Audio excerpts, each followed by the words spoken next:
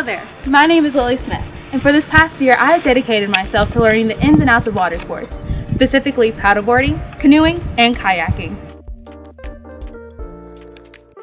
I've loved everything that has come with water since I was a kid, from the ocean to our local lakes. I also loved going fishing with my family and friends.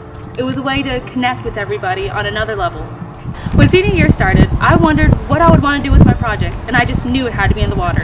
But what can you do in the water here in the Upstate? Well, I'll tell you. Some of the most popular water sports are paddleboarding, canoeing, and kayaking. Each sport has its own perks and difficulties, but no matter which sport you choose, you're guaranteed to have a good time.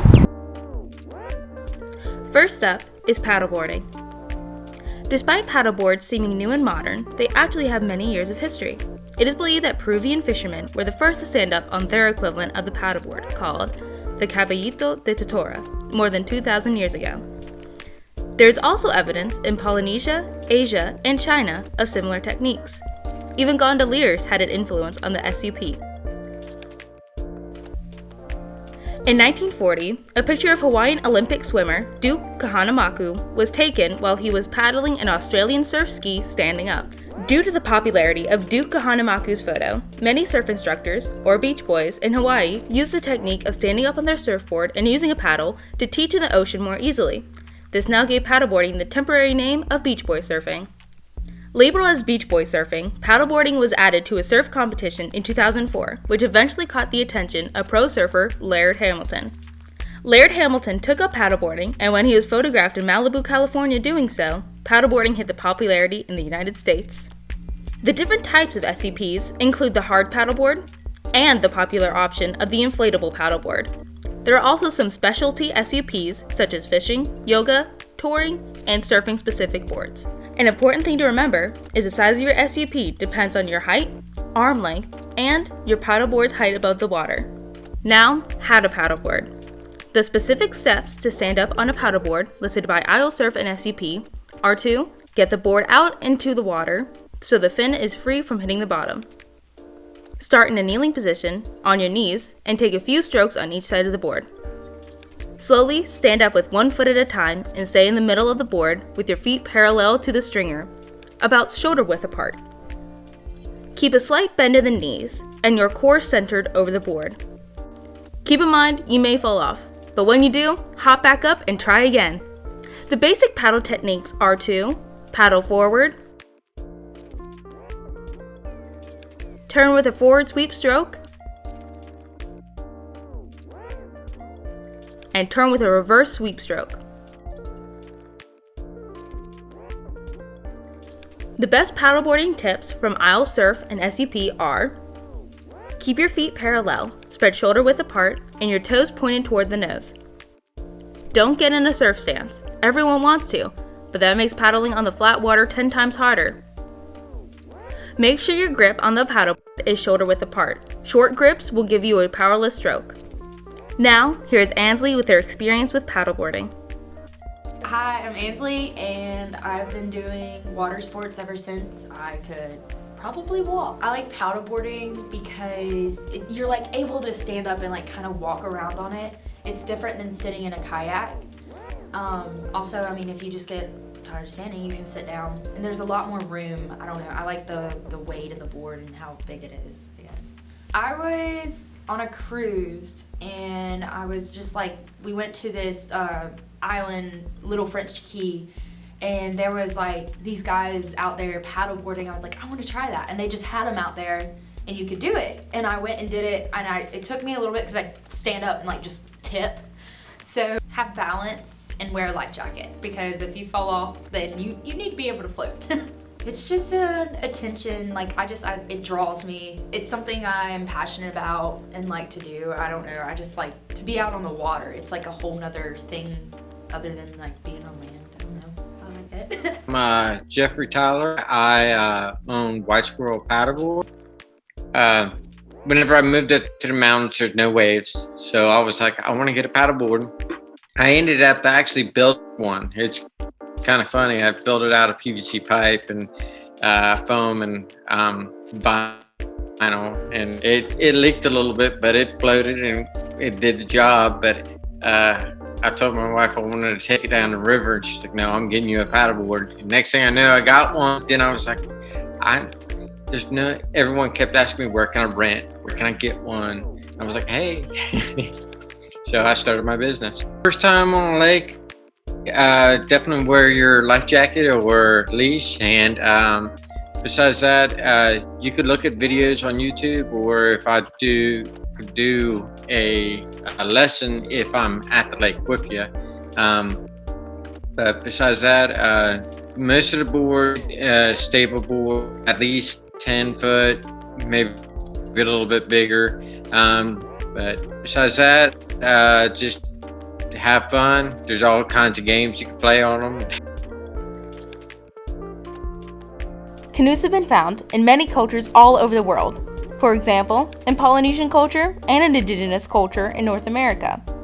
Canoes have been found 3 meters long to even 30 meters long, all made from logs, bark, sap, and animal skins.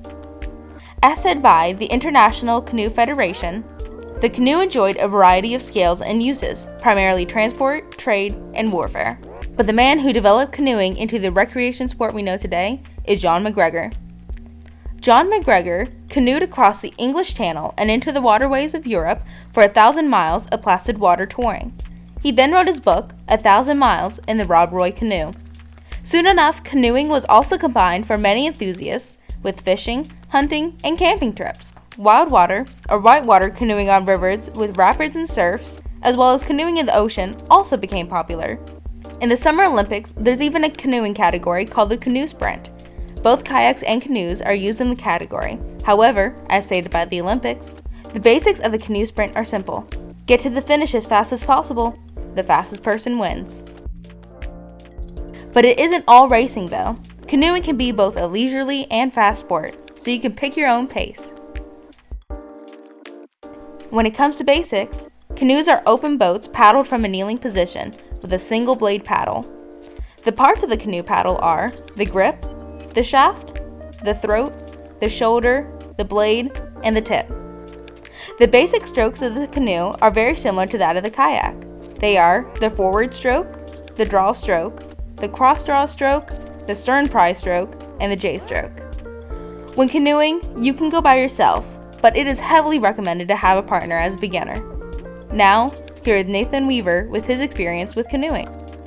Hello, this is Nathan Weaver, and I'm the owner of Saluda River Rambler, a kayak rental business that runs on the Upper Saluda River in Piedmont, South Carolina, and takes out in Pelzer, South Carolina. As long as I can remember, I've been in boats. I started kayaking and canoeing with my parents and with the Boy Scouts and Cub Scouts when I was a kid. What's my favorite water sport? I'd say kayaking or canoeing, obviously, but I also go surfing, but it's just hard to do that living in the Upstate. And so kayaking and canoeing, especially on these Piedmont rivers up here in the Upstate. I would say start out easy, start out on lakes or non-moving water, and then after you've got some experience, especially experience falling out of the boat and getting back into it, then I think you're ready, if you're comfortable with that, ready to start doing some of our easier rivers here in the Upstate. But I would say other tips would be to watch all the videos you can, talk to people like me, talk to experienced boaters, join a local Facebook group or a local community of boaters. There's plenty of them on Facebook where you can ask questions or even have more experienced boaters take you out with them. Why do I love water sports? Why wouldn't I? It's especially this time of year when it's so nice outside. It's just perfect to be on the water. It's a chance to kind of step back from the stress of life and from work and to really connect with nature. It's amazing to me, especially on the rivers in South Carolina. You can be surrounded by suburbs and farms and development. But when you're on the river, just that little bit of forested buffer transports you to wilderness. You can hardly tell sometimes that there's development around you just up the hill. And so it really can be an escape, even in an urban area. Now, some information on kayaks. Traditionally, the kayak was used by the native Ainu, Aleut, and Eskimo hunters in the subarctic regions of northeastern Asia, North America, and Greenland. Traditional kayaks are the Bidarka kayak, the West Greenland kayak, and the East Greenland kayak. The kind of modern kayaks you can find today are the sit-on-top kayak, sea kayak, whitewater kayak, surf kayak, and even racing kayaks. You can get even more specialized though, with wooden kayaks, skin-on-frame kayaks, folding kayaks, military kayaks, recreational kayaks, inflatable kayaks, fishing kayaks, and more. The kayak often has a closed top, except for an opening where you sit with your legs extended straight out in front of you, and you propel yourself with a double-bladed paddle. The parts of the kayak paddle are the blade, the shaft, the throat, and the grip. When entering the kayak, you get in while it is dry on the flat ground before entering the water. Once you get in, the key movements to know are the forward stroke, the reverse stroke, and the sweep stroke. Now we have Mary Pedrick with her information on kayaks. Hi, I'm Mary Pedrick. I'm the president of Foothills Paddling Club. I have been in whitewater kayaking for roughly a decade, and I very highly recommend getting into it if you're not afraid of water and you want to try something new. I'm primarily in whitewater kayaking. I do occasionally do some flat water stuff like on lakes. Stand-up paddleboarding, I go do that a lot on several lakes. The biggest piece that has kept me in it, so after that first try, it just kind of revs up your adrenaline. You get really excited. It's really fun, and it's a little dangerous, a little scary. I will say that a lot of folks that come for the adrenaline rush, they don't stay in it very long. It's one of those things that's kind of you drive and you drive hard and you reach your peak and then you kind of done because you were only in it for that excitement of getting harder and harder and harder. So getting past the adrenaline piece, it's a great way to just get out into nature, to get away from city life, get away from work, experience beautiful scenery that most people don't get to see because most people don't get out there and do whitewater kayaking. Most people don't get out there and do stand-up paddleboarding in the middle of lakes. So you get this great vantage point of just the world from the water. And then the camaraderie is huge. So if you do decide to, join a club or find a group of people to do this activity with, man, I have met so many people through kayaking from literally all over the world.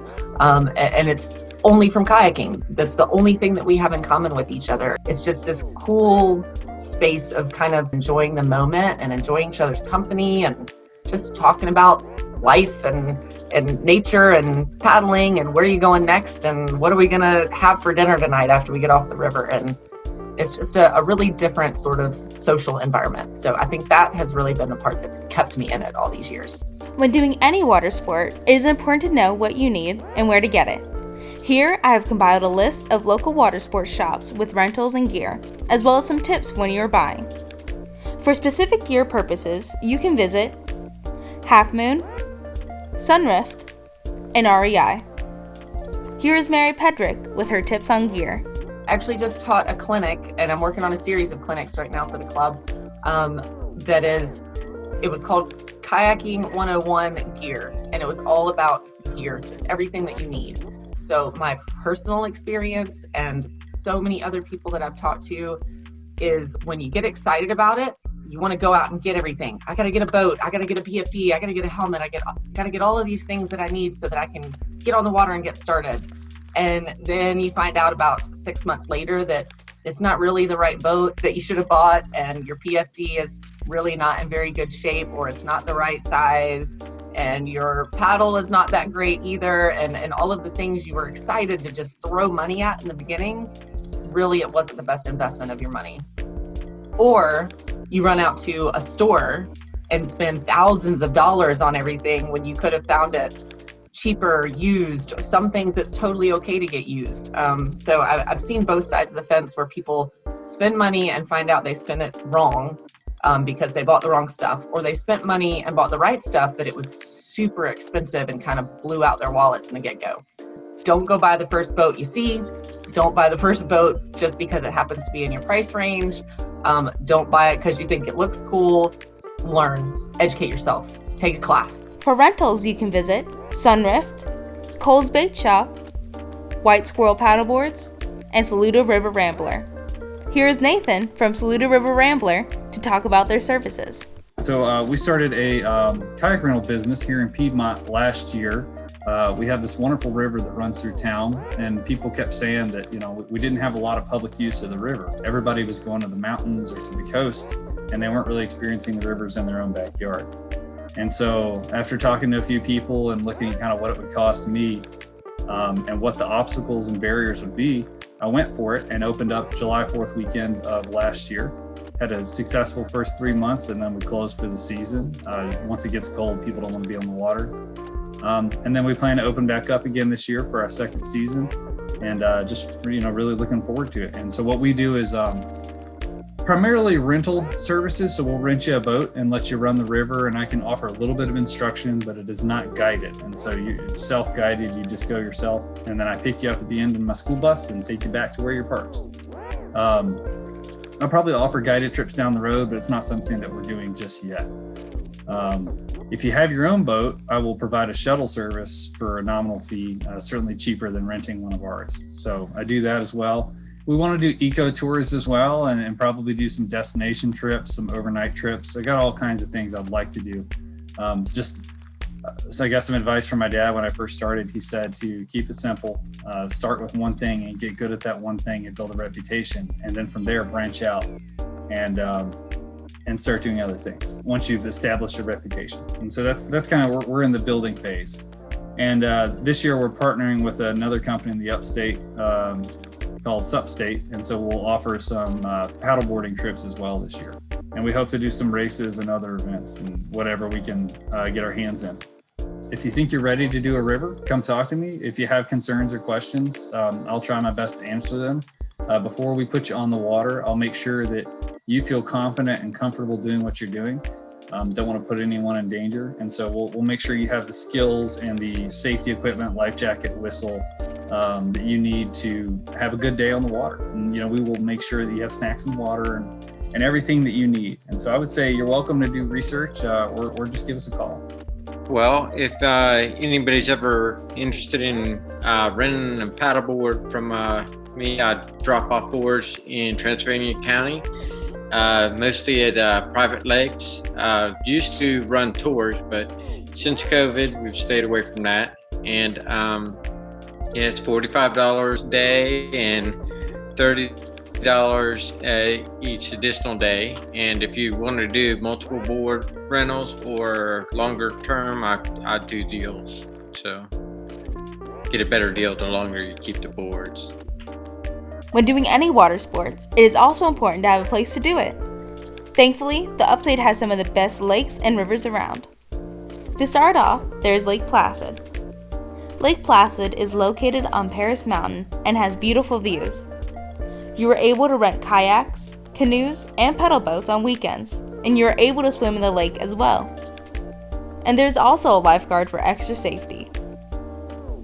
A park pass or fee is required for entrance. It is $6 for adults, $3.75 for South Carolina seniors, $3.15 for ages 6 to 15, and free for children 5 and younger. Lake Robinson is also a very good location for beginners. There is a rental spot, Cole's Bait Shop, by the entrance. There's usually no swimming, but you're able to boat, kayak, paddleboard, canoe, and so much more. Usually there is a boating pass of $5 required, but currently with COVID, it is free.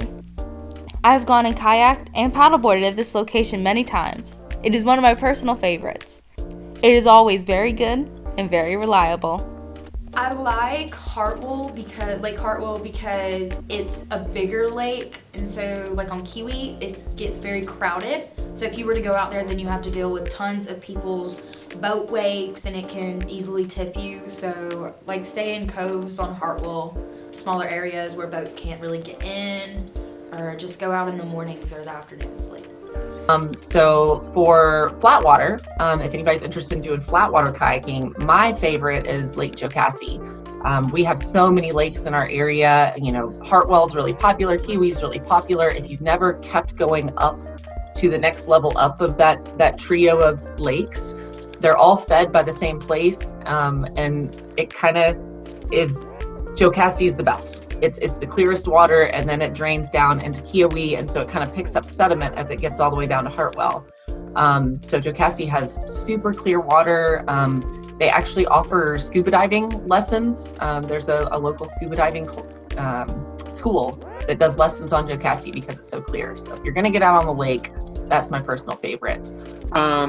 DuPont State Forest is one of my favorite places to go. I actually hiked the boards in before I was doing tours, and I could drive right up to Lake Julia, which is a 99-acre lake, and no one goes out there. But it's like about 40-minute hike too. So I mean, I don't mind hiking my boards to places, whenever I'm not doing a business thing. And the Saluda River, the section that we run, is actually perfect for people that are looking for that first river experience. It's about 6 miles long, and the first 5 miles is mostly easy paddling with a few little bumps, nothing serious. And then at mile 5, you hit a class 2 shoal called Allen Shoals, and at this point, you're used to your boat. It's not a difficult rapid, but it's big enough to feel intimidating. I think it's a good first rapid for first-time river kayakers. I have found that paddleboarding, canoeing, and kayaking are all such incredible sports, and they all create such open and accepting communities. I only had little experience with water sports going into this project, and I truly did not know what to expect, but I'm happy to say that I have found a lifelong hobby that I would like to pursue after senior project. I hope this documentary has convinced you to go out into the water, or at least taught you something new. So thank you for learning and listening about water sports in the Upstate.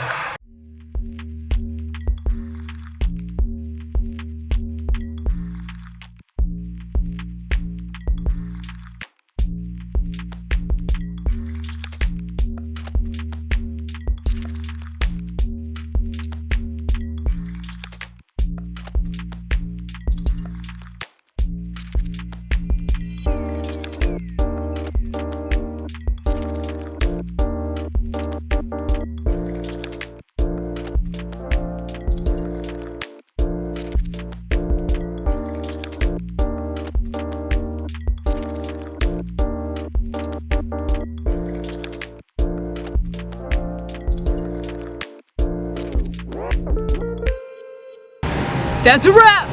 Yo!